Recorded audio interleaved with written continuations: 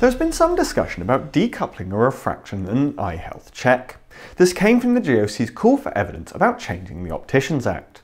This was eventually rejected by the GOC, with many citing a study by Riccardo Celloni and others when arguing against the separation of the sight test. My name is Riccardo Celloni. I am an optometrist and orthoptist by training. I completed all my training back in Italy before moving to the UK. Riccardo contributed to a study that looked at the Italian model of optometry, where the scope of optometry practice is much more limited than it is in the UK. I think the main limitation of the optometric setting in Italy at the moment is the lack of specific regulation determining what exactly optometry is meant to do and checking the standard of the practice that is delivered. So at the moment, optometrists are mostly responsible for refraction, prescription of glasses and contact lenses, and are not legally required or responsible to conduct an ocular health assessment. Detection, assessment and management of ocular disease is only limited to ophthalmologists, which are the only professional body responsible for detection and management of ocular condition in Italy. So this could be, for instance, the patient sees the optometrist. If they need also an ocular health assessment, that in most of the cases this could be the case, they need to see a second specialist, which is going to be the ophthalmologist. This could be done via the equivalent of the NHS, and this would be a little bit inconvenient because the patient will then need to see the GP, ask for an appointment, wait and be seen by the ophthalmologist in the public.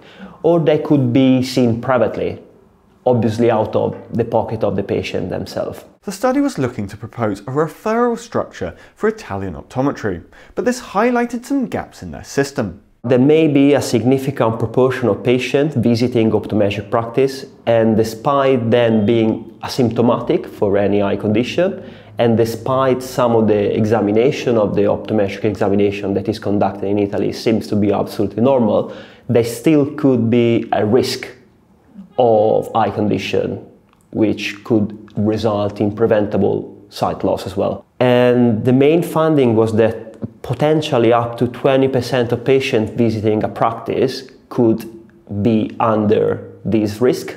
And so it's very important that patients also seemingly normal after an examination, because they don't have any symptoms, alarming symptoms, and they also didn't show any sign, they still are at risk of eye condition and they still need to be basically referred. Riccardo believes that allowing refraction and the ocular health check to be conducted separately would be a backwards step. The GOC has decided not to ask for this change to the Opticians Act after reviewing more than 350 responses to the call for evidence.